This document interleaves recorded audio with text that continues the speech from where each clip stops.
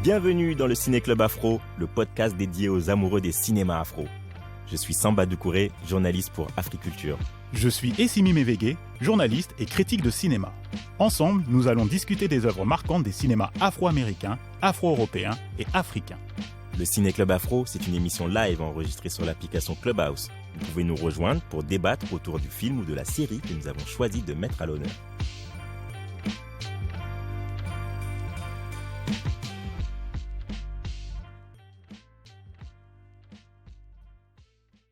Bonsoir à tous, je suis content de vous retrouver pour un nouvel épisode du Ciné Club Afro, le club des aficionados des cinémas afro d'Amérique, d'Afrique et d'Europe. On vous retrouve les jeudis soirs sur Clubhouse pour discuter des meilleurs films et séries. Précédemment, nous avons replongé dans nos souvenirs de jeunesse avec la série documentaire Genius sur Kanye West. Il y a un mois, on avait travaillé notre culture générale en parlant de Macbeth avec Denzel Washington en rôle titre. On a aussi discuté rap et gangstérisme aux côtés de Tindanu Kasongo pour la série Hip Hop Uncovered. C'est dur l'anglais. Hein. Ouais, c'est très dur. Vas-y, tu vas réussir. Mais là, ça va parce que ce soir, on va rester un peu en France pour parler de la série Drôle sortie de Netflix. Et on a pour nous accompagner un invité spécial, Olivier Kissitard. Salut. Merci pour l'invitation. Donc, moi, je suis Samba Doucouré, je suis journaliste à Africulture et je suis accompagné de mon binôme, Essimi Mevege, journaliste et critique ciné. Bonsoir tout le monde, bonsoir Olivier, bonsoir Samba. Bonsoir. Ravi de te recevoir Olivier, c'est un plaisir. Merci, c'est trop sympa. Si tu peux parler un petit peu plus fort, je sais pas. Toi, tu l'entends bien Samba ? Moi, ça va. Ok, bon, c'est bon. Voilà, il fait un peu timide, c'est tout. Donc, avant qu'on démarre, je vous préviens, comme indiqué en titre, la room est enregistrée, donc vous êtes conscient que vos propos peuvent être diffusés. Voilà pour la mise au point. Donc, comme d'habitude, on va présenter la série et le contexte de sa sortie. Vous pourrez ensuite monter on stage pour partager votre analyse, nous expliquer pourquoi vous avez aimé, pourquoi vous avez détesté. Et surtout poser des questions à Olivier. Poser des questions, évidemment, à Olivier, qui, du coup, connaît les coulisses de la production de cette série. Il va tout nous expliquer, il va tout nous raconter. Voilà. Et ensuite, on terminera avec un point sur les sorties ciné de la semaine en France et en Afrique. Et donc, Drôle, c'est une série produite par Netflix qui nous met en immersion dans l'univers impitoyable du stand-up. On suit l'ascension d'Aïssatou, l'artiste qui monte et qui doit gérer sa petite famille, dont Olivier fait partie d'ailleurs. On observe la déchéance de Bling, l'ex-chouchou du Star System, et les galères financières et sentimentales de Nézir, l'humoriste intello.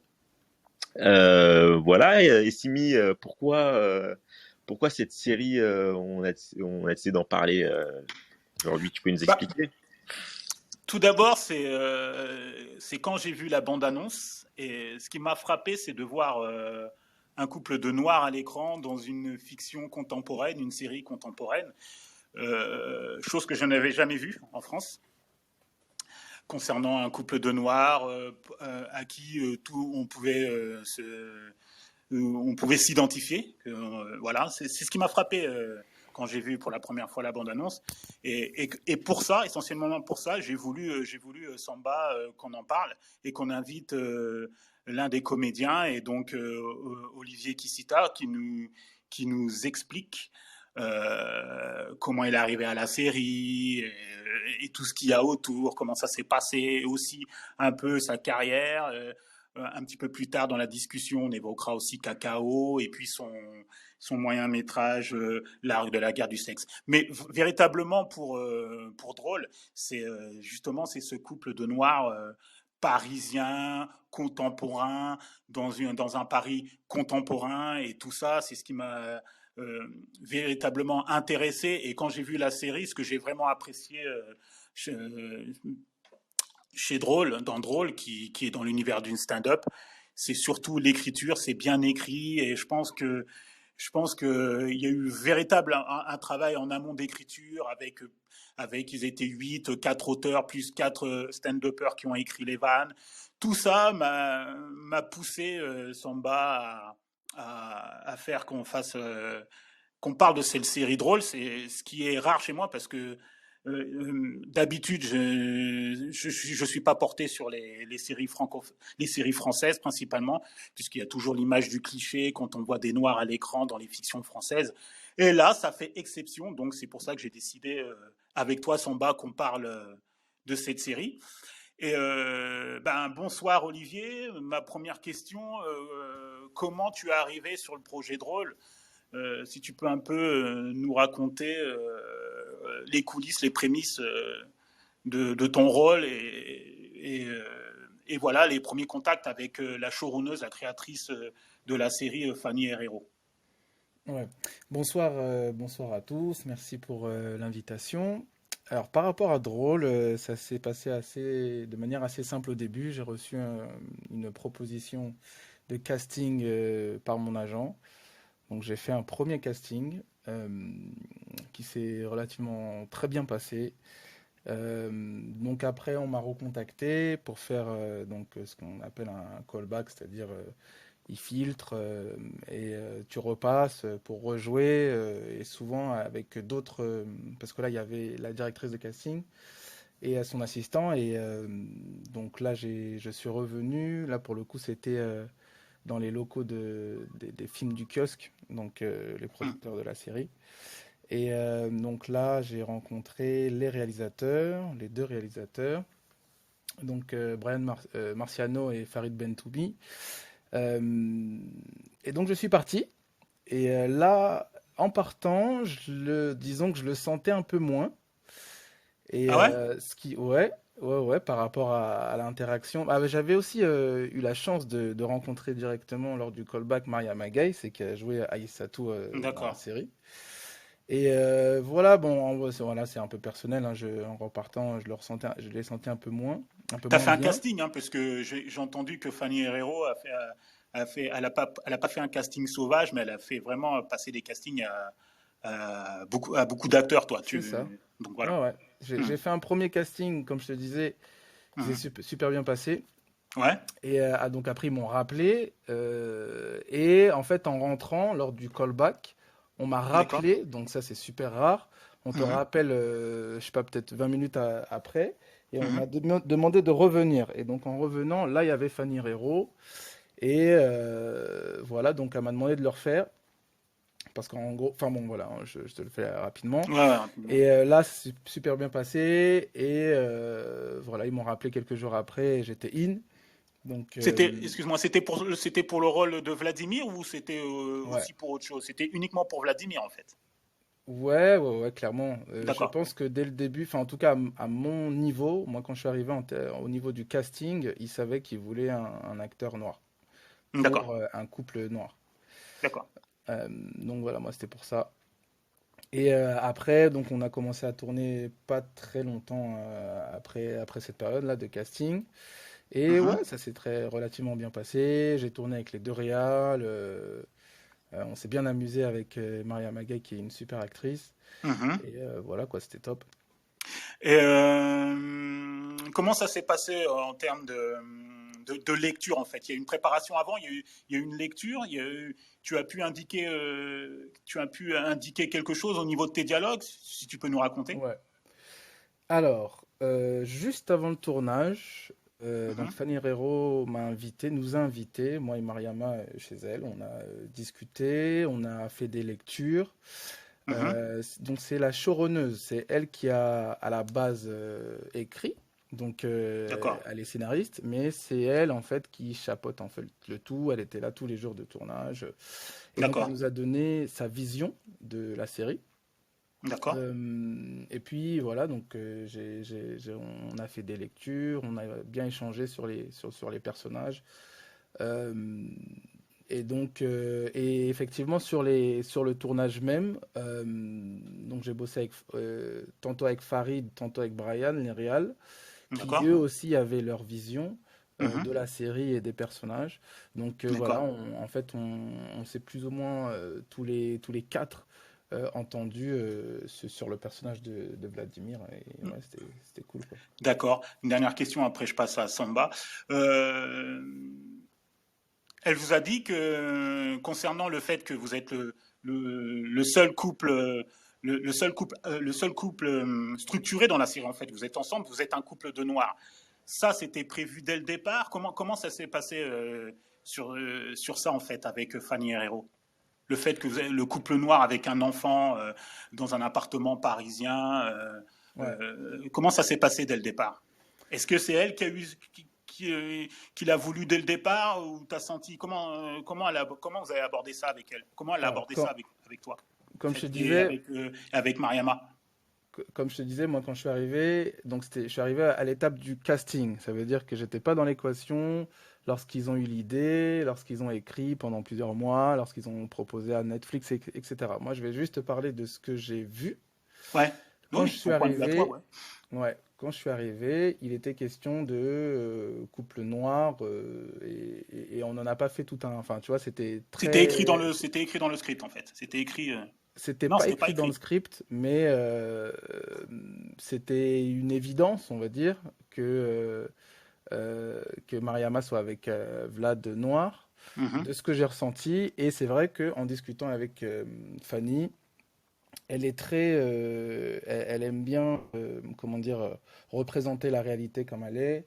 Euh, Elle évite un peu les clichés faciles qu'on peut retrouver dans pas mal de productions en France, enfin pas seulement d'ailleurs. Mhm. Mais donc voilà, moi je me suis senti à l'aise et j'ai bien aimé cette ouverture d'esprit ou ce progressisme ou je sais pas comment dire ça, tu vois. Mais il n'y avait aucune volonté de. C'est vrai qu'en règle générale, une personne qui réussit et qui est noire est Exactement. Ok. représentée avec Mhm. quelqu'un de blanc que ce Mhm. soit homme ou femme, Mhm. qu'on retrouve dans les fictions, on retrouve ça dans les pubs. Bon, Dans euh, 99% des fictions françaises, en fait, surtout quand elles oui, sont contemporaines. Mhm. voilà, c'est ça. Et donc là, non, en fait, moi, ce qu'elle me disait, effectivement, c'est qu'elle voulait un couple moderne, elle voulait un couple qui s'aime, et voilà, un couple vrai, quoi. Donc voilà. Bon, après, comme je t'ai dit, on n'a pas fait, tu vois, on s'est pas posé autour d'une table, on a dit, bon, on va aborder le thème Non, non, couple non, noir, c'était tu vois. juste pour savoir, comme c'est rare, c'est extrêmement rare. Je Ouais, crois que c'est même un c'est cas clair. unique. J'ai pas souvenir, moi, dans une série française contemporaine où il y a un couple de noirs qui a une vie normale, en fait. Parce que Mm, sinon, c'est souvent lié à l'immigré, à c'est ça. l'étranger, dans des situations misérabilistes. Donc voilà, là, c'est vraiment moderne où je dis le téléspectateur, tout le monde peut s'identifier à votre couple. Donc comme c'est Tout à extrêmement fait. rare, c'est ça qui m'a frappé en plus. Donc Tout je à fait, voulais tout à fait. simplement savoir quoi en fait. Ouais. Samba, tu as une question? Ouais. Bah, en fait, tu disais, Olivier, que bah, tu trouvais que bah, qu'il y avait finalement, enfin, en tout cas, au niveau des clichés, c'était pas lourd comme série, et que t'as été agréablement surpris par le tournage. Est-ce que tu penses que c'est lié au fait que ce soit produit par Netflix, ou est-ce que cette même série aurait pu être tournée sur France pour France Télévisions ou Canal? Qu'est-ce que tu en penses? Ok, alors de mon point de vue, effectivement, Netflix ramène quelque chose. Là, je me base sur son catalogue, quoi, sur le fait que bah, ce soit une entreprise américaine au final. Et voilà, en règle générale, je me dis effectivement, ils sont un peu plus en avance en termes de représentation des personnes entre mille guillemets non blanches. Mhm. En termes de certains thèmes qu'ils n'ont pas peur d'aborder. Voilà. Maintenant, comme je te disais, je ne sais pas si, parce que c'est Netflix qui a proposé, enfin, si j'ai bien compris, c'est Netflix qui est venu proposer ça, euh, enfin, qui a voulu travailler avec Fanny suite à 10%. Fanny, ouais, 10% qui est la showrunneuse créatrice de la série C'est 10% qui ça. passe sur France Télévisions, sur France 2 exactement. Voilà. Vas-y, Donc continue. quand ils lui ont donné carte blanche, je ne sais pas s'ils lui ont dit justement, oui, par contre, il faut absolument que tu mettes un couple noir, un personnage asiate, un personnage rebeu, tu vois, je pense Mhm. vraiment pas. Mhm. Donc, et comme je te disais, en ayant échangé plusieurs fois avec Fanny Herrero et même donc sa team, hein, je pense par exemple à Hervé La Sens, Mhm. qui a été aussi donc il a écrit aussi, et puis il était là en fait, ils sont inséparables, ils étaient inséparables sur le tournage.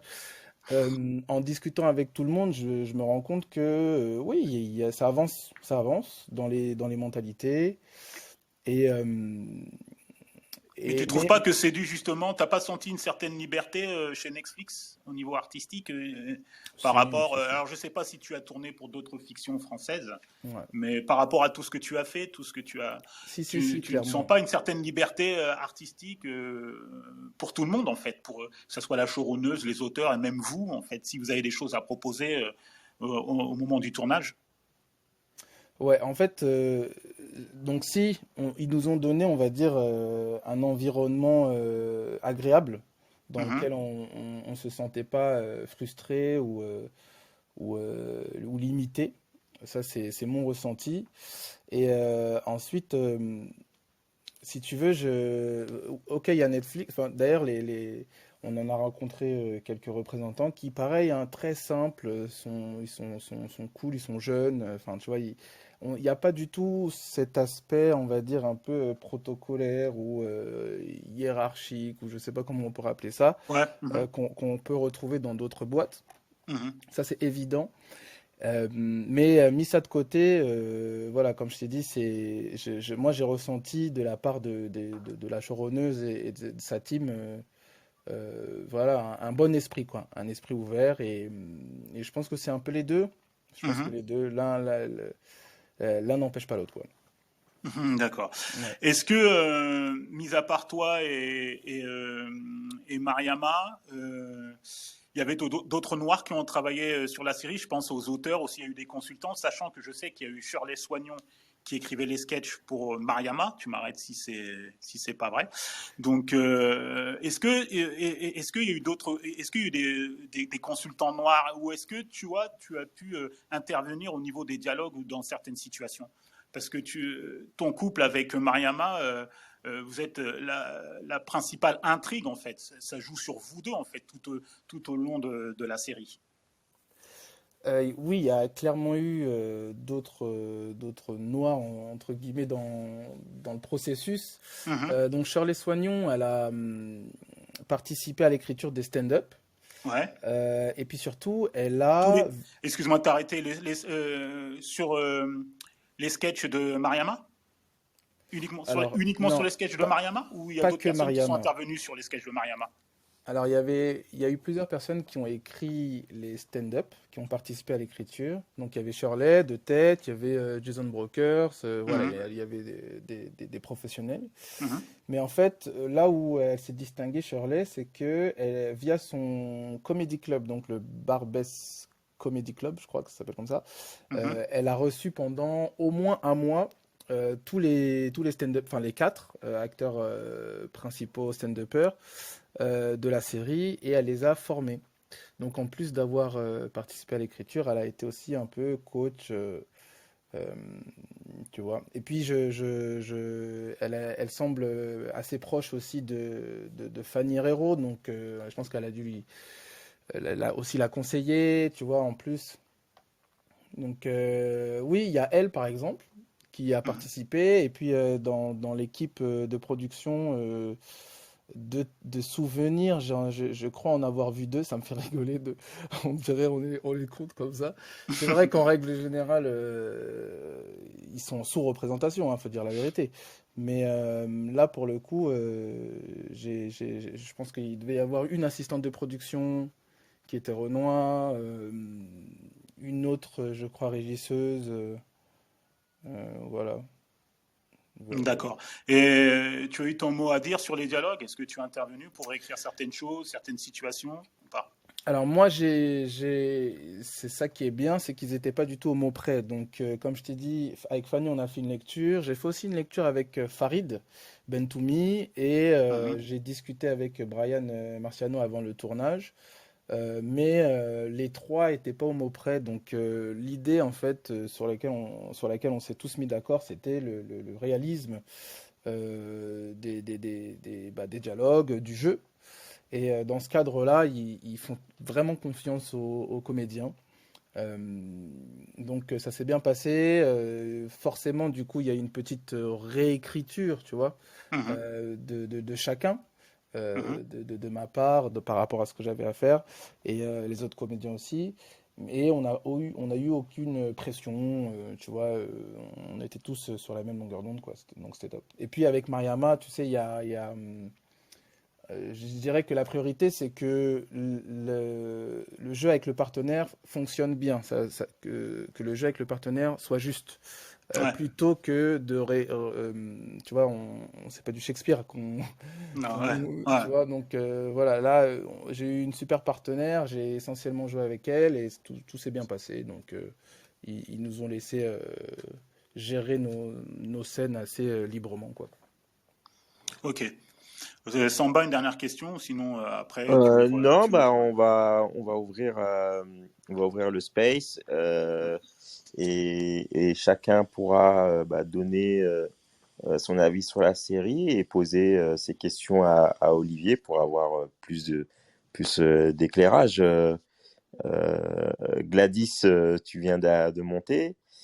Toi déjà, qu'est-ce que tu en as pensé de la série et as-tu éventuellement une question pour Olivier? Bonsoir tout le monde. Alors Ah, oui, Bonsoir. j'ai regardé la série. Alors j'ai pas vraiment l'intention de la regarder, mais quand je suis tombée, enfin Netflix a proposé l'affiche, je trouvais qu'elle était plutôt intéressante et du coup j'ai cliqué, j'ai regardé et j'ai fini par binge-watcher en fait toute la série. Moi il y a juste un truc qui m'a un peu gênée, c'est qu'en termes de jeu, c'est un petit peu inégal par rapport à tous les acteurs. Il y en a vraiment, ils jouaient vraiment très bien, notamment bah, la partenaire d'Olivier. Euh, Mariama Gay. voilà, qui jouait vraiment très très bien. Bon, je vais pas dire qui jouait un peu moins bien à mon avis, mais en tout cas, j'étais quand même agréablement surprise par cette série Netflix. Le fait que vraiment ce soit bien diversifié, mais pas pour dire c'est diversifié. Enfin, on a vraiment l'impression enfin, c'était normal, quoi. C'était un Paris. Quand je vais à Paris, c'est les gens que je croise, en fait. Donc, c'était très bien à ce niveau-là. Euh, Question peut-être pour Olivier. Euh, Enfin, on vous voit. Enfin, votre couple, il est très central par rapport au sujet. Mais après, moi, j'étais un petit peu déçue parce que j'ai trouvé que la série était un petit peu trop courte. En revanche, Ça, c'est pas la faute d'Olivier, ça, hein. je sais, je sais, ça vient juste de remonter. Voilà, ça vient de remonter dans mon cerveau que j'étais un petit peu insatisfaite du fait que c'était un petit peu trop court. Euh, Ça veut dire que ça ne t'a pas paru long et que tu as apprécié, parce que quand on arrive voilà, oui, parce que à ce du coup, j'ai sentiment-là, vraiment, c'est qu'on a aimé, quoi, en général. ouais, parce que j'ai binge-watché en fait sans Mhm, m'en rendre compte. Enfin, moi, je pensais juste regarder un épisode comme ça pour voir, et j'ai mhm. fini par binge-watcher la série. J'aimerais savoir, Olivier, comment ça s'est passé en fait avec ta partenaire, euh, par rapport à l'alchimie et votre couple, et aussi par rapport au sujet qui lie votre couple par rapport au sketch Sur dont la elle... prostate. Ok, bah écoute Gladys, merci beaucoup pour ta euh, question. Ça s'est super bien passé. J'ai rencontré Mariama, comme je le disais, lors du callback, donc on n'avait pas encore tourné. Et dès que je l'ai rencontré, on s'est bien entendu, on s'est tapé des barres. Enfin, c'était très simple. Et j'aime bien travailler dans ce cadre-là. J'aime pas, je sais pas, souvent les gens se prennent un peu trop au sérieux, tu vois. Ils veulent trop être dans je sais pas, la représentation, le paraître et tout. Avec Mariama, c'était l'inverse. Elle était très simple. Donc c'était top. Et c'est d'autant plus top que on avait effectivement des scènes compliquées. Il y a une scène, je suis assez content qu'on l'ait pas mise, mais il y avait une scène dans la série où, donc, je te la fais bref, mais mon personnage est un peu dégoûté par rapport à l'histoire du sketch et tout. Donc à un moment, on est dans le lit et voilà, on se met bien. Et eux, ils voulaient absolument que le personnage de Vlad montre, entre mille guillemets, qui c'est l'homme, quoi, à la maison. Dans le sens où il se fait, ok, il se fait chicoter dehors parce que tout le monde se fout de lui à cause donc, du sketch de Mariama. Mais à la maison, en gros, le Vlad à l'ancienne, bref. Et donc dans cette scène, c'est une scène très dure à jouer parce que voilà, ce genre de scène, c'est jamais facile à jouer. Mais comme je te disais, j'ai eu une partenaire très, très simple, très cool, avec qui on pouvait parler de tout et de rien. Et c'était du coup des bonnes, un, un bon environnement pour travailler, quoi. Donc ouais, ça s'est vraiment très bien passé. Et par rapport à cette histoire de sketch, bon, bah tu sais, c'est une fiction, c'est un moment drôle dans la série. Donc à partir du moment où, enfin en fait c'est très évident pour nous que, étant donné que c'est une fiction, il n'y a aucun problème dans la vraie vie, quoi. Je vais te dire, je sais pas comment le dire. Donc franchement, j'ai pas eu de soucis avec ça. Euh, et, euh, et voilà quoi. Ok, merci. Juste avant de donner la parole à Françoise, j'ai une autre question concernant ton personnage, Olivier. Comment tu le décrirais? Alors, première chose, il est, euh, il est amoureux et ça de manière inconditionnelle. C'est-à-dire que peu importe ce qui se passe, il sera toujours là. Je trouve que c'est très beau d'avoir pensé à ça, d'avoir pensé le personnage comme ça, parce qu'en règle générale, de manière un peu superficielle, on se dit dans le couple, dès qu'il y a un problème, hop, on s'énerve, et si on ne trouve pas justement une Mhm. situation enfin, on n'arrive pas à régler ça à l'amiable, et bah il y a rupture. Alors que non, la vie c'est pas ça. La vie c'est travailler sur les problèmes ensemble et tout. Donc j'ai bien aimé ce côté-là. Ensuite, ce personnage-là, il a des projets de famille. Donc il aime sa fille, il aime sa femme, et voilà, il veut laisser libre cours à son amour. C'est quelqu'un de gentil. Et puis euh, enfin, comme on dit, j'ai oublié le mot. Mais voilà quoi, c'est un mec contemporain de la vie de tous les jours quoi. Donc il est assez simple. Son ambition à lui, c'est sa famille. Il se réalise via sa famille quoi.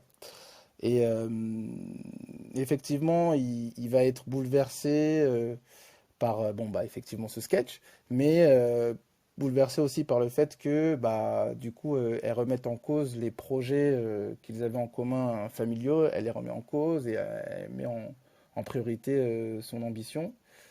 Mhm. Donc ça le blesse, mais voilà, pour revenir au premier point, étant donné que l'amour est là et qu'il restera avec elle, bah, il accepte quoi.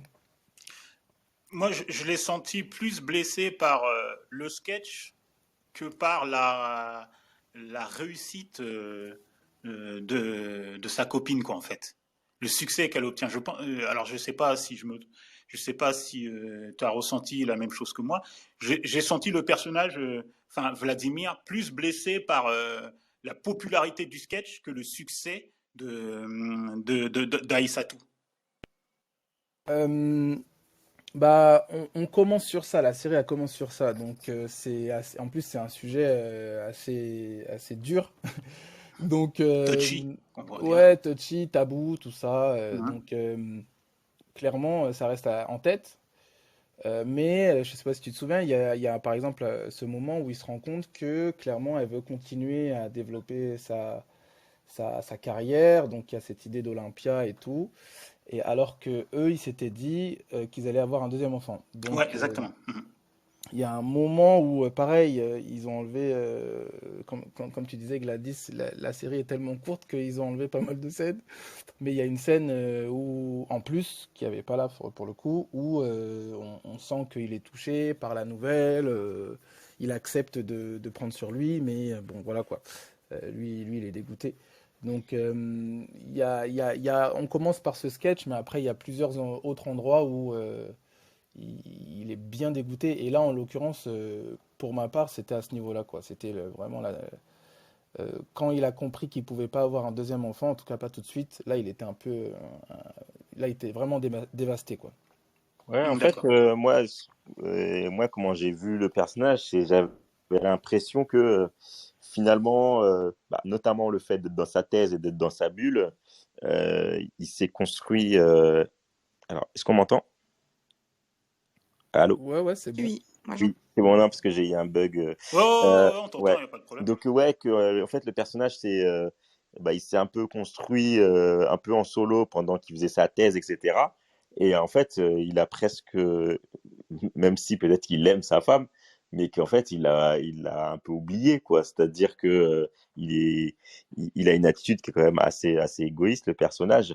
Et parce que il se met pas finalement à la place de sa femme, enfin, elle a réussi.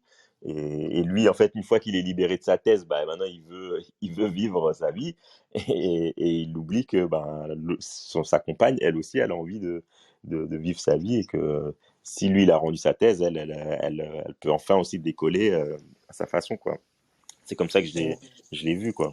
Ouais, d'autant plus que elle a eu aussi une période où elle a mis son travail de côté pour Mariama, la petite qu'on a eue, enfin que Vlad et Aïssa et tout ont eu auparavant. Donc c'est clair que normalement il devrait être capable de comprendre que bon bah maintenant à partir d'un moment elle veut reprendre sa vie, elle veut y aller à 300%. Or, c'est clair que dans sa tête, il se dit, bon, bah voilà, on s'est dit qu'on allait avoir un deuxième gosse, donc on aura un deuxième gosse, quoi. Mais en même temps, c'est super intéressant parce que ça crée un conflit très très profond. Donc c'est très intéressant à jouer. Exactement. Salut à Tissot. Bonsoir à Tissot. Salut à Tissot. Bonsoir à tous. Toujours il bug, lui. Toujours un problème de connexion avec toi.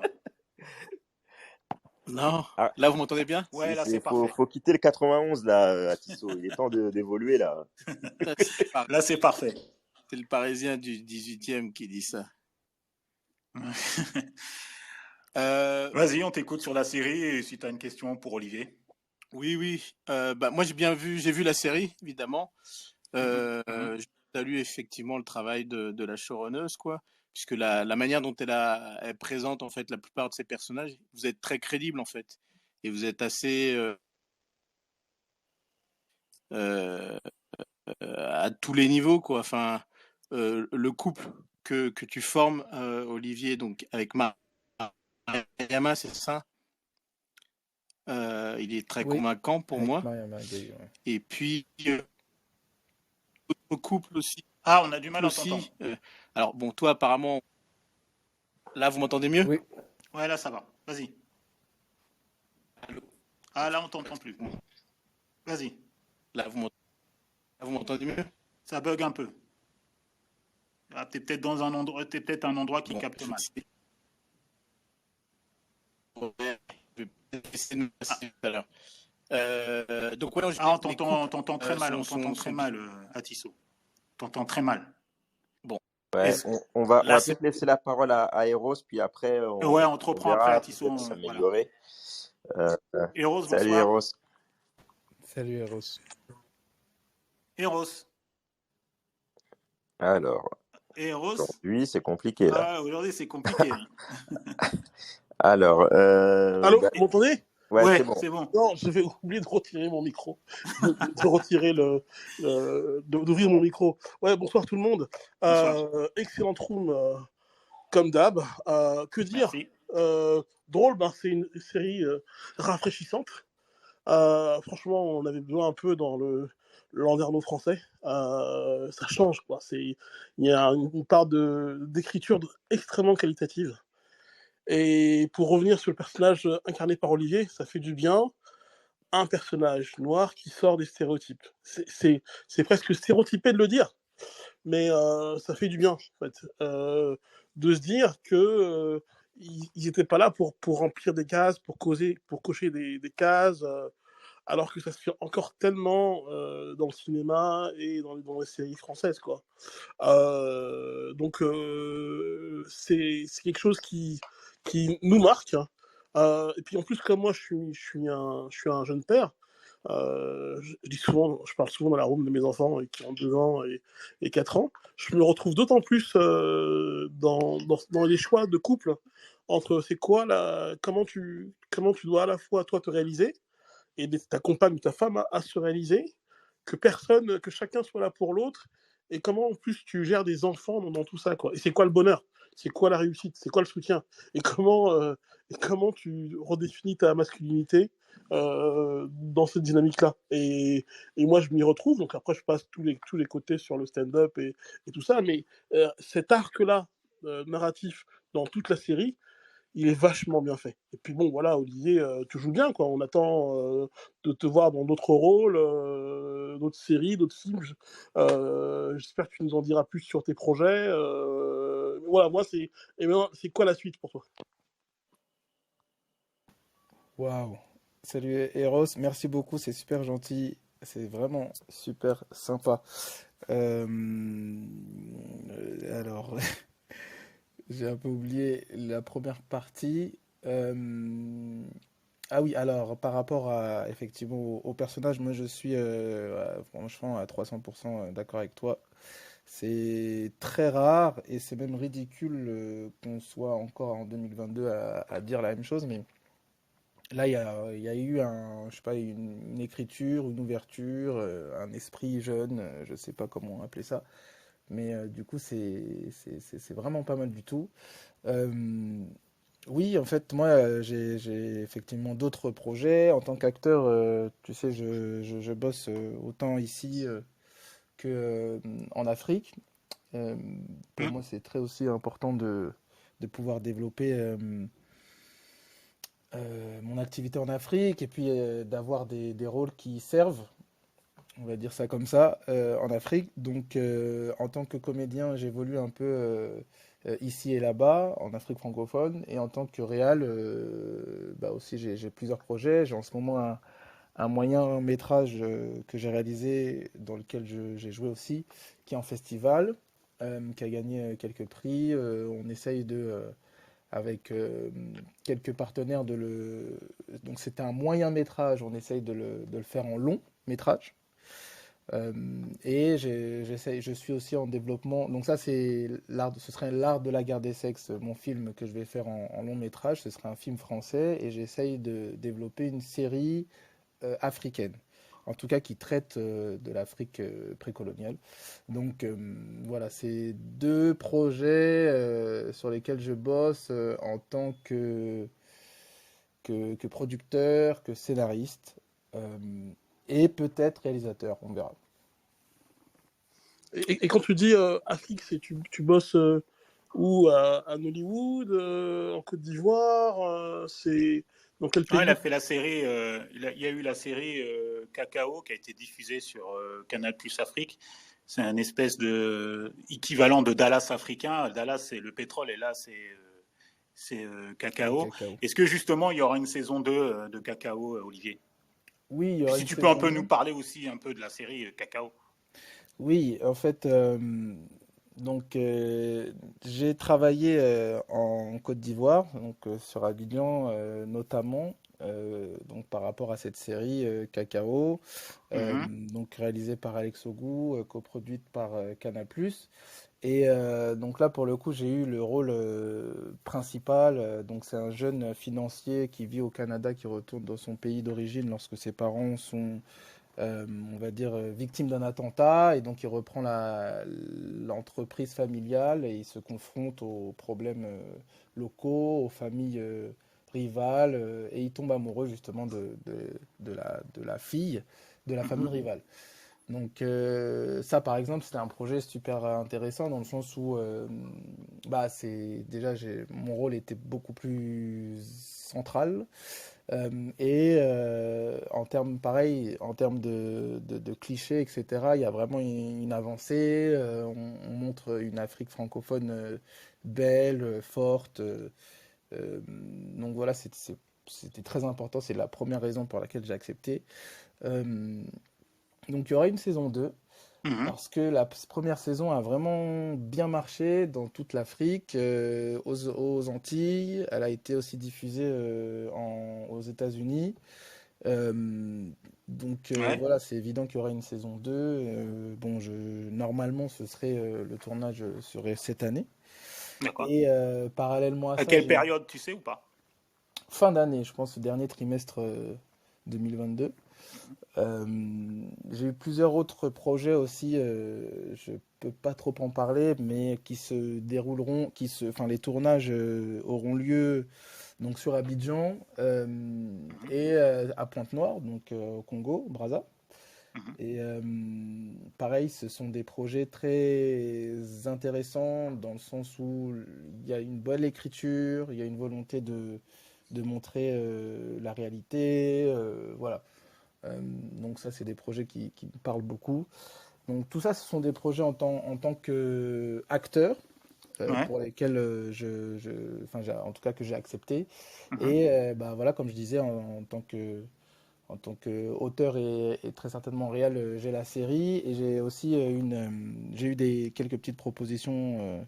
C'est vrai qu'il y a beaucoup la Côte d'Ivoire dans, dans ces pays en Afrique, parce qu'en fait, c'est vrai que dans l'Afrique francophone, la Côte d'Ivoire, depuis quelques années, est ultra dynamique. Il y a beaucoup d'investissements. Mhm. Il y a beaucoup de tournages de séries. Il y a beaucoup de tournages. On pense Mhm. Mhm. souvent effectivement à Nollywood ou en Afrique du Sud, etc. pour la sphère anglophone, mais en Mhm. francophone, là, ça avance bien. Mhm. Donc c'est top. Et puis, bah, moi, on va dire ma carrière en France, j'ai de la chance. Hein. Ouais. Déjà, je réussis à travailler. Mhm. J'ai des belles propositions.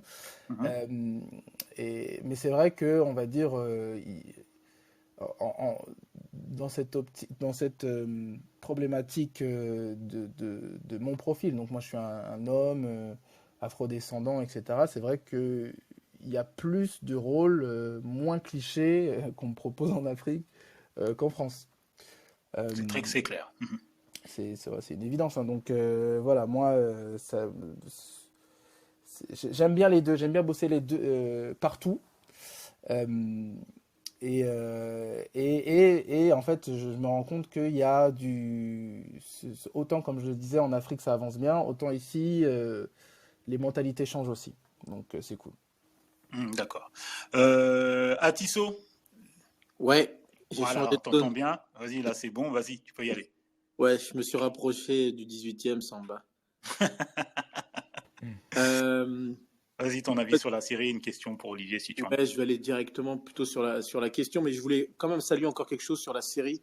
C'était sur la relation des couples. C'est là où je disais des Mhm. choses. Les personnages d'Apolline et de Nézir, en fait, Mhm. notamment au niveau de leur relation intime, il y a plein de choses qui sont écrites et qui sont jouées de manière très fine, en fait. C'est là où la Mhm. série est très contemporaine, quoi.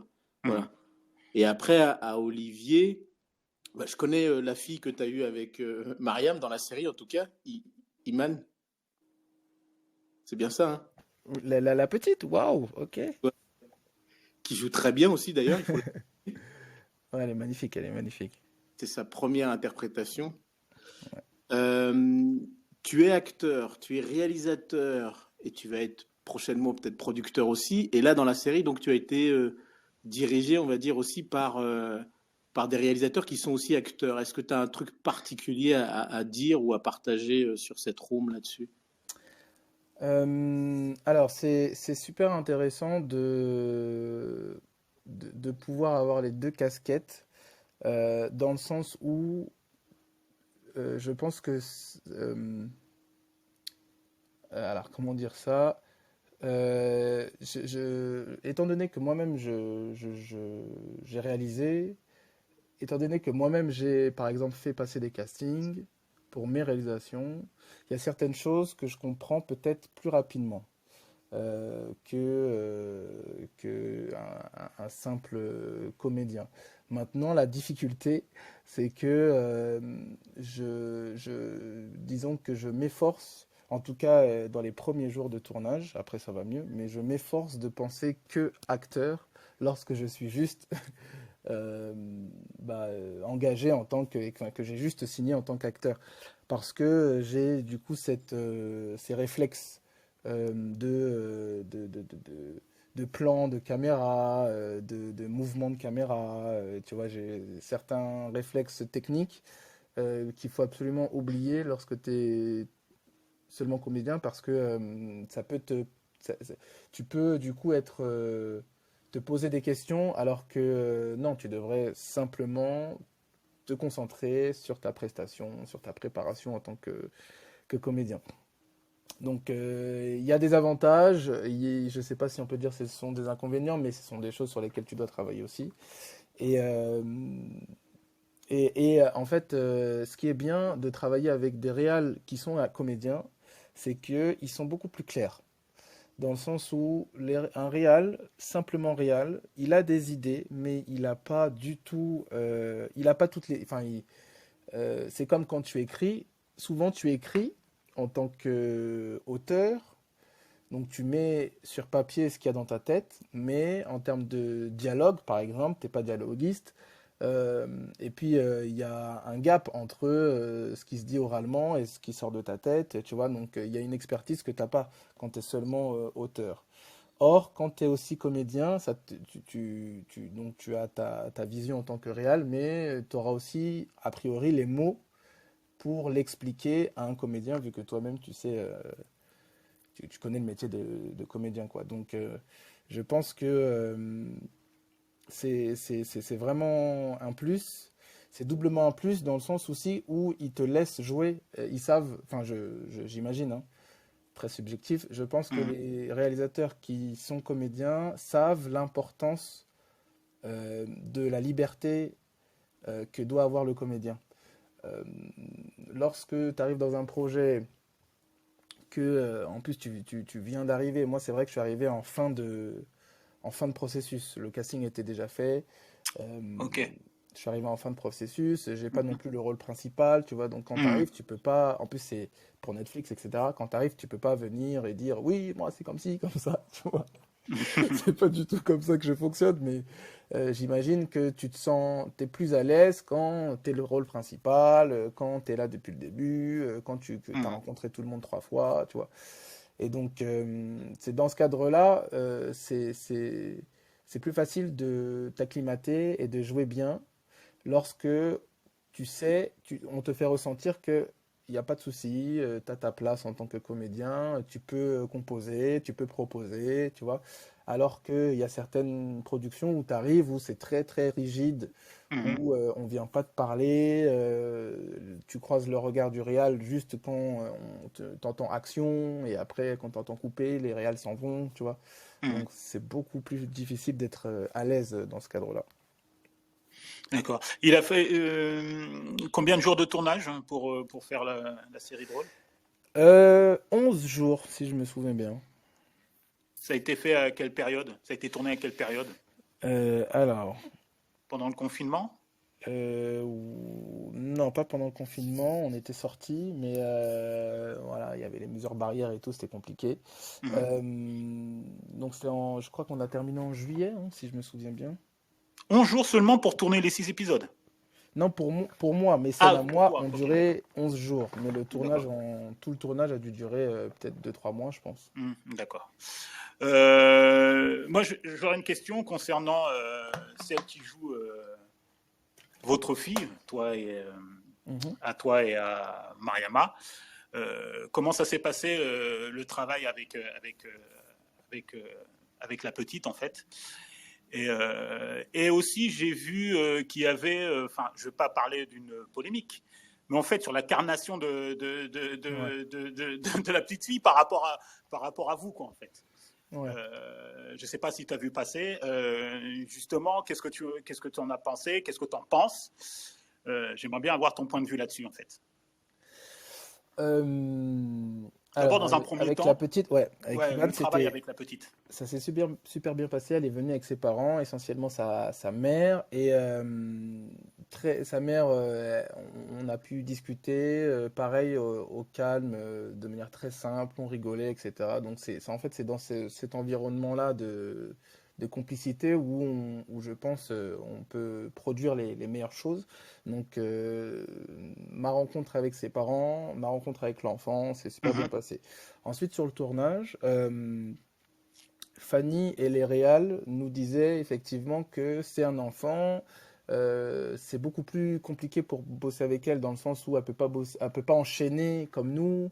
Elle n'a pas, je sais pas, peut-être une capacité de concentration plus élevée, enfin en tout cas égale à la nôtre. Donc il fallait de composer avec elle ce qu'elle nous donnait. Tu vois, il y avait vraiment un travail sur le moment même. Et ce qui est super bien, c'est que autant elle proposait beaucoup de choses, donc c'est un enfant, c'est une petite, mais elle avait cette présence, cette compréhension du jeu, donc elle savait proposer, répéter ces dialogues, ces lignes, Ouais. etc. Non, elle joue très bien Mais, dans la série. mais elle est, comment dire, elle existait aussi en tant que telle, c'est-à-dire que quand elle avait envie de rigoler, elle rigolait, quand elle avait envie de sauter sur sa mère, elle sautait sur sa mère, et donc c'était à nous d'incorporer ça dans le jeu, dans la scène, pour faire en sorte que ça reste crédible. Parce qu'elle, en tout cas, même quand elle rigole, même quand elle saute et tout, elle reste toujours dans son personnage. Tu vois, donc si le comédien il s'arrête et il dit mais attends, j'étais pas censé la rattraper à ce moment-là et tout, venez on retourne. Et ben là ça coupe la scène quoi. Donc on devait voilà aller avec le flow et ça s'est super bien passé. Mais concernant, parce que j'ai vu qu'il y avait une polémique concernant l'incarnation de la petite par rapport à vous en fait, parce que elle est beaucoup plus claire. On a l'impression que c'est une métisse et vous avez une carnation vous avez la peau beaucoup plus foncée. Est-ce que ça aurait pu, quand on vous l'a présenté, on vous a dit que c'est elle qui va jouer votre fille. Est-ce que ça t'a sauté aux yeux ou pas du tout, ou à Mariama aussi, est-ce que vous avez senti ce décalage justement en fait sur la carnation de la petite par rapport à vous? Oui. Parce que j'ai vu, excuse-moi, après je te laisse développer, parce que j'ai vu une polémique qui a tourné à un moment sur les réseaux sociaux, qu'on disait que vous n'étiez pas un couple crédible avec un enfant clair de peau et que c'est soi-disant un peu voulu par la production. Non, Voilà. en fait, je comprends parce que effectivement c'est rare, c'est possible, mais c'est rare qu'une enfant sorte beaucoup plus claire que les deux parents, surtout quand ils sont noirs foncés, etc. Donc ça c'est évident. Maintenant, je crois que Iman s'est vraiment illustrée au casting et elle était tellement bien que on l'a prise pour son jeu plus que pour une actrice, plus que, enfin, elle, elle était vraiment bonne quoi dans son jeu. Donc je pense que bon déjà c'était pas on va dire la première préoccupation hein, nous on est des rôles importants mais voilà il y a toute la série aussi à gérer et puis étant donné que ça reste probable oui bien sûr tout à fait oui. Tu vois, donc après on n'en a pas vraiment parlé longuement avec l'équipe ou quoi, tu vois. Mais elle était tellement bien qu'on l'a prise comme elle était, quoi. Et puis après, il y a aussi l'idée que mes parents, à moi, ils sont censés être antillais dans la série. Et je pense que ma mère sera très claire. Voilà ce que je peux te dire. Ouais, vas-y, Alice. En termes de carnation, oui, je tiens à dire que nous existons. Moi, par exemple, mes parents ont la peau vraiment foncée et moi, j'ai la peau vraiment très claire. Nous sommes antillais, donc les Antillais à la peau foncée existent aussi. Moi, en fait, quand je la regardais, je n'ai absolument pas percuté qu'elle était plus claire que vous. En fait, je sais pas, pour moi, c'était juste votre fille. Non, Moi, pareil. Hein, et puis, enfin, même sans aller chez les Antillais, bah, moi, je suis malien et j'ai pas du tout la même carnation que quand j'avais 8 ans. Hein. Donc, surtout à cet âge-là, je trouve que c'est des gens qui potent, quoi. Non, c'était juste parce que, pour préciser, j'avais vu sur les réseaux sociaux, notamment sur Twitter, une polémique passée concernant l'enfant du couple, en fait. Ils estimaient que ça, c'était encore un coup de la production en quelque sorte de blanchir. Le couple, il a la peau foncée, donc ils étaient étonnés que l'enfant soit peau très claire, métisse, quoi, en fait. Donc c'était intéressant d'avoir ton point de vue par rapport à ça, Olivier. Atisso, tu veux rajouter quelque chose? Ouais, je veux rajouter quelque chose dessus. Il se trouve que je connais aussi sa maman. Et je suis ravi qu'Olivier nous dise ce qui a été fait sur le plateau de tournage, en fait. Là, vous m'entendez mieux? Ouais, je disais, il se trouve que je connais Iman, je connais sa maman, et je suis ravi qu'Olivier, en fait, ait précisé ce qui s'était passé sur le plateau de tournage. Parce que quand on réalise une fiction, on dit souvent, en fait, c'est difficile donc, de tourner ou de travailler avec des animaux, et c'est aussi difficile aussi, donc, de travailler avec les enfants. Et je la trouve une grande sincérité de jeu, Iman, et je trouve que c'est bien aussi donc, que Olivier et Mariam, en fait, aient pu intégrer justement toute sa spontanéité, toute sa fraîcheur dans leur scène, quoi. Ensuite, je pense que cette polémique, elle n'a pas lieu d'être, en vérité, quoi. Elle n'a pas lieu d'être parce que ce qui prime ou ce qui doit primer avant tout, c'est la sincérité, en fait. C'est la chimie qui se passe entre les trois, quoi.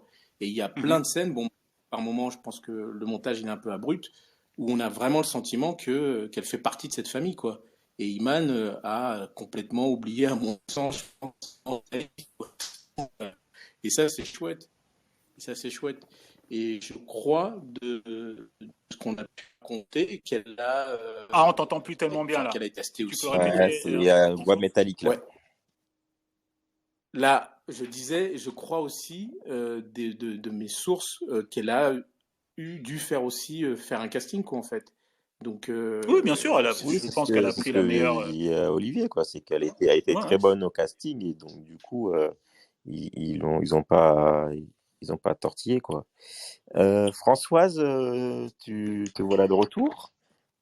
Bonsoir à toutes et à tous et merci de me donner la parole. Bonsoir Olivier, merci d'être là ce soir. Bonsoir. Alors je vais commencer juste peut-être par rebondir par l'histoire de la polémique. Je rejoins un peu ce que vient de dire Gladys. Je trouve ça hallucinant que ça ce soit quelque chose qui ait peut-être pu être un sujet de débat en fait. Je comprends pas. Concernant la série, je rejoins aussi ce que disait Hero. Je trouve que c'est assez frais en fait et que c'est bien écrit et que j'ai l'impression que ça reflète bien le milieu en tout cas parisien d'aujourd'hui. Moi par contre, et que c'est plutôt aussi bien joué d'ailleurs, je crois que c'est toi aussi Gladys qui disais qu'il y avait que c'était pas forcément égal entre le jeu de certains acteurs et certaines actrices que tu n'as pas nommées. Moi je trouve que globalement c'est plutôt assez bien joué. Après, moi, il y a des choses juste peut-être pour rester sur la série, puis après, j'aurais peut-être une question pour Olivier et sur son parcours. Moi, par exemple, ce qui m'a un petit peu plus étonnée, mais après, on est dans la fiction, c'est de se dire ce couple de noirs, assez jeune. Elle est censée être comédienne en devenir, ou en tout cas humoriste en devenir, donc pas forcément beaucoup de revenus. Lui, il est censé finir, d'après ce que je comprends, sa thèse ou son doctorat, je sais plus, pas forcément beaucoup de revenus, mais ils habitent un appartement qui est plutôt assez grand à Paris. Donc ça, je trouve que c'était un peu décorrélé, moi, je trouve, de la réalité. Mais après, on est dans la fiction, donc on est aussi là. Je crois qu'il est prof, Françoise. Je me souviens plus s'il est prof. Il est prof, mais enfin, les profs, si les profs gagnaient très très bien leur vie, ça serait pour le coup. Mais voilà, moi en tout cas, c'est ce qui m'a plus paru un peu décorrélé, je trouve, de la réalité, plutôt que la couleur de la petite fille, qu'elle soit métisse ou pas. C'est pas un sujet, quoi. Quand bien même, quoi, c'est pas un sujet. Mais sinon, ce que je trouve aussi intéressant par rapport au choix de Netflix, je sais que depuis quelques années, ils cherchent à faire des séries plus ancrées de façon locale, des séries françaises, des séries turques, des séries espagnoles, pour effectivement avoir un catalogue qui soit plus riche et qui soit pas que constitué de contenu américain. Donc, je pense que cette série, pour le coup, elle remplit bien, je trouve, cet objectif. Après, moi, je pense que je suis certainement un petit peu, pas forcément dans la cible parce que je pense que ça s'adresse peut-être à une audience un peu plus jeune, un peu genre, je sais pas, 25 ans, 25-30 ans.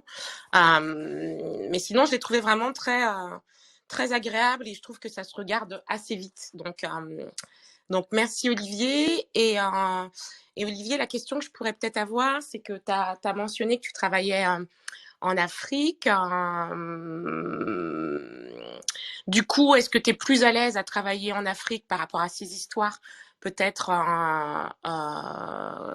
que tu connais, je ne sais pas si tu as vécu en Afrique ou pas, mais qui peut-être culturellement qui te parlent aussi un peu plus peut-être que des histoires en France. Je ne sais pas, est-ce que tu préfères travailler en France? Est-ce que les États-Unis t'intéressent ou l'international, hors Afrique, hors continent africain? Voilà. C'est quoi ce que tu as envie de faire, soit en tant que réalisateur, réal, ou en tant qu'acteur? Bah écoute, Françoise, franchement, je me sens bien un peu partout, pour te dire la vérité. J'ai essentiellement vécu en France, donc je me reconnais dans plein de choses. Bon, bah, après, effectivement, il y a pas mal de rôles clichés qu'on peut nous proposer, etc. Mais j'aime bien travailler ici. En Afrique, en fait, c'est vrai que c'est un peu différent dans le sens où il y a certains rôles qui ont plus d'importance, j'ai envie de te dire, parce que euh, en fait l'Afrique, par exemple, il y a une donnée qui est super marrante, c'est que le cinéma est le plus développé. Dans les pays dans lesquels le cinéma est le plus développé sont les pays qui sont eux-mêmes les plus développés. C'est-à-dire que il y a une corrélation directe et pour moi, déjà le fait d'avoir la possibilité, la chance de travailler dans des grosses productions là-bas, c'est top, mais surtout de pouvoir avoir un rôle qui, entre mille guillemets, sert au développement, je sais pas, à l'inspiration des plus jeunes, pour moi, le monde des images, c'est aussi important, voire plus que, je sais pas moi, le monde de la politique ou de la finance. Tu vois, ça permet de... Les États-Unis, pour moi, ne seraient pas ce qu'ils sont sans Hollywood. Donc, le fait d'avoir la chance de faire partie de cette énergie, ça a beaucoup d'importance pour moi. J'adore bosser sur Paname, mais euh, pour l'instant, j'ai pas eu, enfin, j'ai eu des très belles propositions, mais je pense par exemple à cette proposition de jouer le rôle principal dans Cacao. Ça, pour moi, il y a eu une valeur symbolique. Voilà, je sais pas si ça a du sens ce que je t'ai dit, mais Ici, euh, très clair. ouais. L'un dans l'autre, en tout cas, c'est vrai que j'y trouve mon compte, hein, donc. Par rapport j'ai par exemple bossé en tant que réal au Vietnam. Je suis allé plusieurs fois aussi aux États-Unis. Pour moi, effectivement, en tant qu'acteur, ce serait magnifique. Mais c'est vrai qu'il y a une période dans ma vingtaine où je me disais, est-ce qu'il ne faudrait pas enfin, en tout cas, je voulais partir de France pour travailler autre part en tant qu'acteur. Euh, mais j'ai très vite préféré développer ma carrière d'acteur en, en Afrique francophone plutôt que les États-Unis parce que ça a plus de sens pour moi d'aller et de participer au développement de pays africains plutôt que d'aller aux États-Unis où c'est déjà en plus saturé, euh, tu vois. Donc oui, moi j'aimerais bien, franchement ce serait un genre de rêve de gosse, hein, de bosser dans une grosse production hollywoodienne. Mais pour l'instant en tout cas, je suis très content de pouvoir bosser et en France et en Afrique. Merci.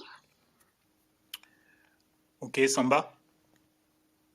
Non, bah après moi j'avais pas encore donné mon avis sur Ouais. la série. Vas-y. Bah au-delà de ce que vous avez dit sur la représentation, c'est vrai qu'il change. Moi j'ai trouvé que bah, c'était très touchant en fait comme série. Sur les relations humaines, je trouve que ouais j'ai trouvé très humaine quoi en fait cette série. On voit les gens les relations père-fils, relations entre amoureux, relations mari-femme. Je trouve que les choses sont faites de manière très délicate en fait. Il n'y a pas de, voilà, c'est pas bourrin. Et moi, j'ai pas été trop embêté par la durée de la série. Bon, c'était 6 épisodes, effectivement, on aurait aimé peut-être plus, mais en même temps, ça s'étire pas trop non plus. Je trouve que c'était assez juste comme fin. On verra s'il y a une autre saison.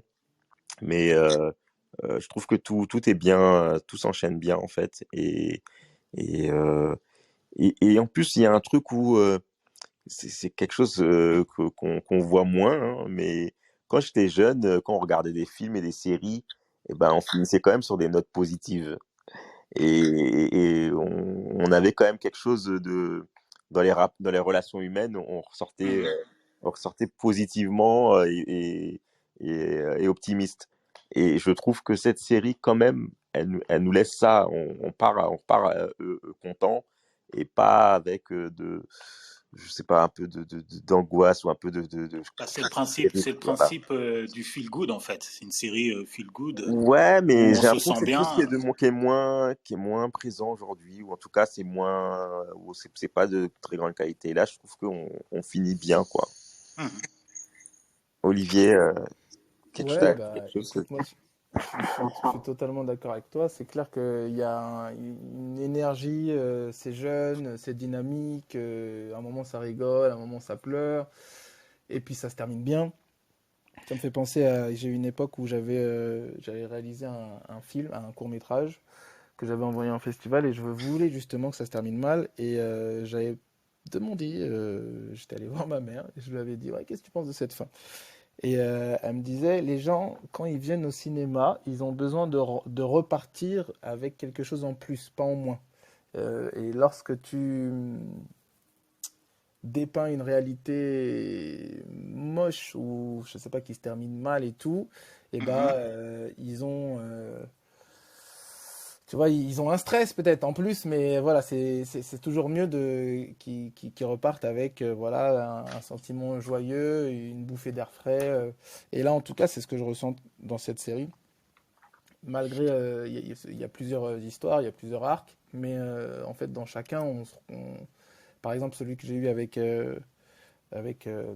Mariama, Ouais. à la fin, on se rend compte que peu importe, même s'ils ne sont pas d'accord, même si ils se disputent ou quoi, même si concrètement elle avorte, et il est toujours là, il fait un gros câlin, après il l'accompagne. Donc ouais. Ouais, ouais, et puis c'est pas bisounours, quoi. C'est pas, on va complètement éluder les réalités, les sujets qui fâchent. Voilà, là, quand on aborde la question du racisme avec la police, eh ben, je trouve que c'est traité de manière assez juste. On voit ouais, la difficulté. assez Voilà, finement. on voit qu'elle a envie d'en parler, mais bon, en même temps, il y a sa carrière à préserver. Et en fait, c'est bon, ça en fait pas quelqu'un de vendu fini, un peu vendu, mais quand Non, en même, plus, voilà. ce qui est intéressant, c'est qu'il y a un caméo dans la série. Il y a Kari Touri qui joue Ouais, sa petite sœur et qui est un petit oui, C'est un peu, vrai rôle, justement, au hein, moment où il y a le contrôle de police, c'est elle qui est un peu. c'est même plus qu'un caméo, là, elle a un vrai rôle secondaire. Ouais, Mais enfin, on la voit dans un épisode. Hein. elle Enfin, oui, elle fait réussit, une apparition. Ouais. elle réussit, c'est vrai, à placer même à l'Olympia. Je crois que c'est à l'Olympia, où son producteur est là, et Ouais, on a senti, ouais. ouais, elle a cette pression venant d'en haut, mais a réussi quand même à placer un ou deux petits messages et après elle continue. Donc elle n'a pas baissé son froc, quoi. Non, mais ce qui est bien et ce qui est intéressant dans Drôle, c'est l'univers du stand-up est parfaitement respecté, quoi, que ce soit le bar café théâtre là qui porte le nom de la série, Drôle. C'est un pari d'aujourd'hui, quoi. Quand on regarde la série, quand on voit l'univers du stand-up, et moi qui le connais un peu et qui a fréquenté certains cafés théâtre, bar théâtre justement, je trouve que tout ça est parfaitement respecté, quoi. C'est pas cliché. Il n'y a pas de misérabilisme. Et ce qui est bien, c'est un couple, votre couple, toi et Mariama, vous vivez dans un appartement à Paris, c'est intéressant, c'est pas dans le quartier, vous vivez pas dans la banlieue, c'est pas misérabilisme. Je le trouve pas si bourgeois que ça, l'appartement. Je trouve que vous êtes un couple de classe moyenne et effectivement, vous collez parfaitement. Il n'est pas si grand que ça. On ne sent pas que c'est un très grand appartement. C'est justement un appartement de la classe moyenne à Paris. Et je trouve que c'est très bien avec votre petite fille. Les gens peuvent s'identifier, quelle que soit leur origine sociale ou même ethnique. Même construire, ça peut donner des vocations à d'autres personnes. Et c'est ça qui est vraiment intéressant dans la série. Comment réagit Netflix par rapport, si tu as eu des retours par rapport à la série, le succès du public, le succès critique? Est-ce qu'ils parlent déjà d'une saison 2? Une suite, en fait. Alors, j'ai pas eu de retour officiel de la part de Netflix.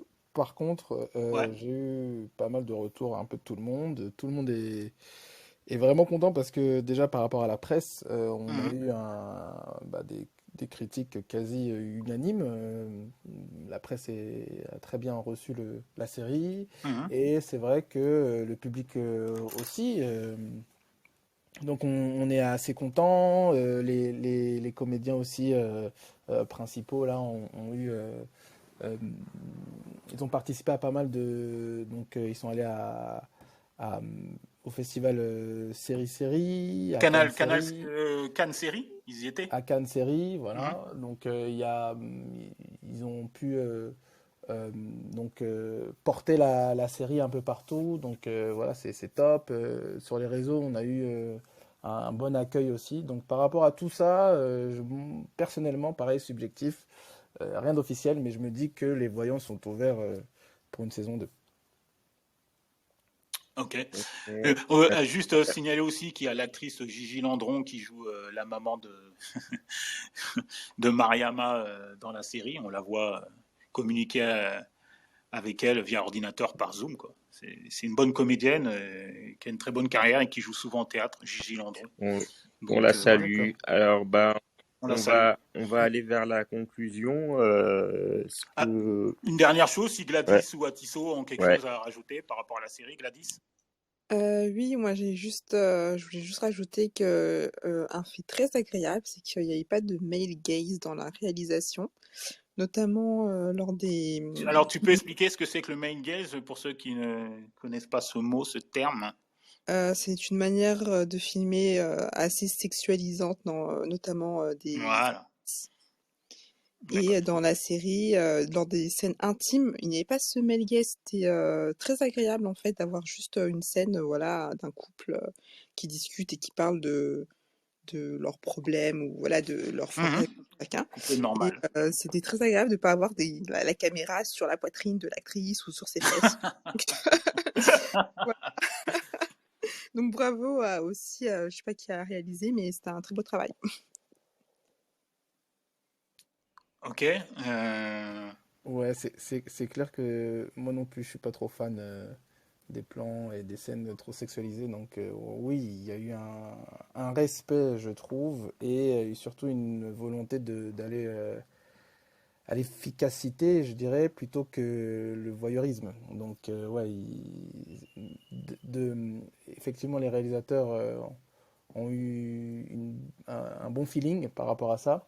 Mais je pense que c'est même surtout au niveau du scénar et la présence de Fanny sur le tournage. Il y a beaucoup effectivement de films où on voit que gratuitement ça part en vrille. On voit plein de trucs qui n'apportent rien à l'histoire. Et je pense que ouais, dans l'équipe, ils ont été beaucoup plus efficaces et intelligents, quoi. Donc ouais, c'est cool. Ok, merci.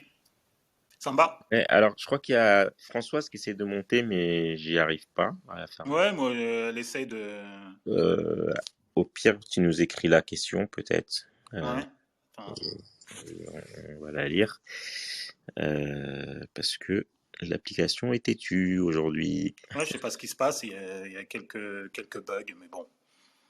Donc, Voilà. donc, Ça serait pas comme ça si vous aviez voté Mélenchon. Bref. On n'est pas là pour parler politique. On est avec Olivier, on parle de la série. Ouais, je voulais le placer comme ça. Ah, d'accord. Je crois que ça va être un running gag. Bah, écoute, bon, bah, on n'arrive pas à faire monter Françoise. Yes. Simone peut-être. Alors Simone, alors si on arrive à la faire monter aussi, parce que ça. Ah bah voilà, elle a réussi à faire monter. Bonsoir Simone. Tu nous entends? Simone. Attends, oui, je vous entends là. Si je n'ouvre pas le micro. Bah oui, ça c'est difficile, hein, ça va être difficile. C'est difficile. Bonsoir, alors dis-nous ce que tu as pensé de la série rapidement et puis si tu as une question à Olivier. Non, moi, je t'avouerai que j'ai pas vraiment eu le temps de la regarder et donc, mais en vous écoutant, en fait, une chose dont je suis content, c'est que on pense aux personnes noires en tant qu'acteurs. Et puis, les études ont bien montré que même au niveau des blockbusters et de tous les films qui marchent le mieux sont ceux qui ont un casting vraiment très très divers. Moi, j'étais en fait il y a 2 jours à la projection de Rumba King. Oui, on en a parlé lors de la dernière room, on a dit aux gens d'aller le voir. Et il y a eu le débat d'après. Et dans tous ces débats, il a été souligné la notion de transmettre. Il faut absolument tout ce que vous êtes en train de faire là, toutes ces séries, copie même du Netflix, au jour d'aujourd'hui, l'urgence est pour ma part à transmettre les compétences en tant qu'acteur. Au jour d'aujourd'hui, si on veut vraiment un vivier, il faut former les gens. L'autre transmission, c'est répertorier les œuvres et rendre accessibles les œuvres. Le problème est là aujourd'hui, dans Rumba King, on découvre plein d'acteurs de la musique congolaise, beaucoup sont tombés dans l'oubli. Les documentaires se font, bon, on les regarde, mais les documentaires portent parfois à caution parce qu'on oublie une partie des gens, une partie de l'histoire. Mais maintenant, moi, je voudrais dire que c'est bien qu'on voit des films comme Drôle. Et on voit un série. Une série, excuse-moi, cette série, excuse-moi. Donc, je voulais demander, bon, on parle d'une saison 2, mais avec les mauvais résultats qu'on a vus hier ou avant-hier de Netflix qui veut incorporer de la publicité, comment voyez-vous sur le long terme le développement de séries en Afrique ou même avec des personnages noirs, sachant que quelque chose comme AfroStream qui a été tenté, qui n'a pas vraiment marché, quoi. Voilà ma question. Un peu s'il pouvait avoir une réponse. Olivier? Excuse-moi, salut Simone, j'ai pas compris la fin de la question. Non, je dirais que bon, les grands consortiums américains, type Netflix, Amazon et tout ça commencent maintenant à faire des séries africaines, mais on connaît leurs difficultés aussi, qui peuvent parfois être des résultats un peu moins bons. Comment nous, en tant que l'Afrique ou même personnages noirs, quelle force peut-on développer pour développer des séries que nous produisons, nous cofinançons, un peu à la manière d'Awa Duvernay qui a pu trouver de l'argent pour un bon nombre de projets. Au jour d'aujourd'hui, ce qu'on voit par exemple aux États-Unis, c'est que les Afro-Américains commencent à mettre en place un système qui leur permet d'aller chez les artistes, chez les sportifs pour trouver de l'argent et financer comme ça de multiples projets qui regardent la culture noire. Ok. Du mécénat.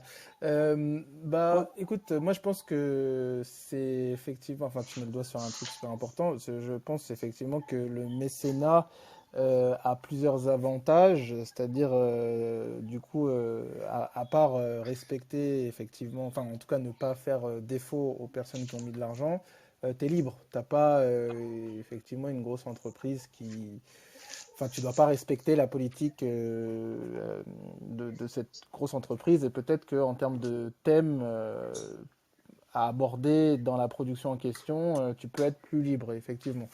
Donc, je, je- ça tombe bien parce que justement, moi, je suis dans cette optique-là en ce qui concerne l'Afrique. Je pense que le mécénat peut en tout cas déverrouiller en tout cas certaines situations, ça c'est sûr. Maintenant, il faut qu'il y ait comment dire, que les personnes qui sont en position d'être mécènes réalisent que leur investissement, il peut y avoir amortissement par rapport à leur investissement dans le cinéma. Je crois que en Afrique, enfin dans le monde, hein, de toute façon, il faudrait qu'il y ait une démocratisation en fait du système économique du cinéma. Il faut que les gens réussissent à comprendre qu'on peut se faire de l'argent et que du coup, s'il y a cette démocratisation-là, les gens ils pourraient être plus enclins à mettre de l'argent. Mais s'ils se disent, par exemple, je sais pas, au Congo, si on préfère mettre de l'argent dans un concert ou dans un match de foot, c'est peut-être aussi parce qu'ils se disent que le cinéma, bon, comme il n'y a pas il y a pas de salle de cinéma, il y a pas beaucoup de salles de cinéma au Congo, Mhm. il n'y a pas beaucoup d'exploitation. Comment est-ce que mon million, est-ce que je vais retrouver, est-ce que j'aurai un amortissement, quoi. Donc, ouais, je pense que ça passe par l'éducation, du coup, par la médiatisation. Mhm. En parlant d'éducation, en 2020, j'ai fait un début de tournée. Je suis allé sur Abidjan, à Lomé et à Ouaga. Bon, je devais aussi aller à Brazza, à Dakar, mais il y a eu cette idée de Covid, c'était plus compliqué. Mais en tout cas, à chaque fois où j'allais dans un endroit, j'avais eu vraiment un moment masterclass dans une école. Ensuite, je passais à la télé. Enfin, il y avait cette optique. Autant je projetais ma production de l'époque, là, l'art de la guerre des sexes, autant Ouais. en termes de réalisation et même en termes d'acting, on avait vraiment des moments privilégiés où je pouvais donner quelques conseils, quelques cours à des jeunes passionnés locaux. Donc, moi aussi, enfin, dans ma vision, je pense que le cinéma, en tout cas, doit être encore plus démocratisé. Il doit y avoir encore plus de moyens, notamment de la part des pouvoirs publics. Et enfin, faut qu'il y ait des écoles, etc. Mais bien évidemment, il faut que les personnes qui bossent dedans et qui ont le moyen de pouvoir enseigner, en fait, de pouvoir partager leur expertise entre guillemets, et Mhm. prennent cette responsabilité au sérieux, quoi. Ok, d'accord. J'espère avoir répondu à la question, Simone. Oui, oui, oui. Ok. Merci Simone, Merci, Simone. merci Olivier. Oui, oui, merci beaucoup. Voilà, je vais juste reprendre le commentaire de Engal Sama qui dit que c'est une très bonne série, drôle en termes de réalisation. Il aurait espéré avoir une série similaire sur le rap. Voilà, et il Mais trouve que il a validé, non? je crois Il nous a que mis il était validé, pas. Je voilà. pense qu'il n'a pas validé, je crois. Il a validé. Bon, Donc alors voilà. rapido, c'est Engal parce que on doit conclure. Si tu veux juste rajouter un mot. Oui, Ouais, non, ouais, je voulais pas bonsoir. trop monter. Bonsoir, bonsoir Olivier, Salut, Simi, Engel. Sarah. Bonsoir. Bon, Gladys Atisso, Simone. Je dis bonjour à tout le monde quand il n'y a pas de jaloux. Euh, ouais, du coup, j'ai vu la série de base. Je suis pas trop fan de séries françaises, mais là, j'étais agréablement surpris.